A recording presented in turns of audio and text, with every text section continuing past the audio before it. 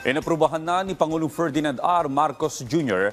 ang sovereign guarantee para sa mga programang pabahay ng pamahalaan at para mas maging abot kaya ang presyo ng mga pabahay. Inalis na ng DHSUD ang mga private developers sa 4PH program.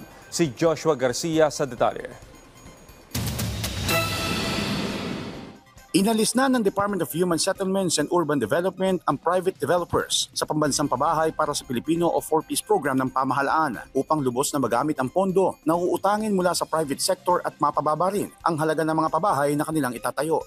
Tinanggal ko yung developers, yung namumunan at saka yung namumunan at nagbebenta. Kasi ba't pa ako magbebenta? Nandiyan na yung market. So hindi mo na kailangan developers, hindi mo na kailangan ng pre-selling, hindi mo na kailangan mag-ahente. Tatanggalin mo na at unnecessary expenses na yan. So kaya mabababa mo yung presyo.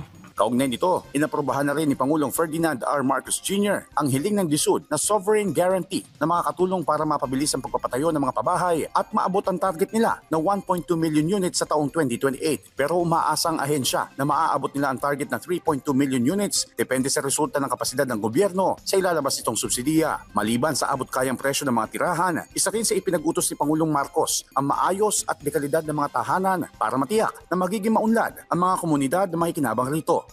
Kung ano nararamdaman ng mga mayayaman, dapat paramdamin din ng mga mahihirap. Yun po ang instruction ng ating Presidente.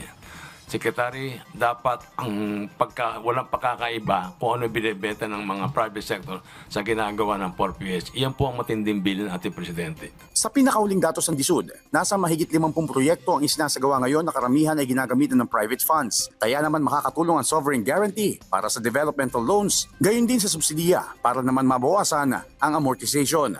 Ayon sa DSUD, nasa 12,000 units naman ang nakatakdang ipamahagi ngayong taon, habang nasa 162,381 units naman ang nasa ilalim ng ongoing construction at land development sa buong bansa.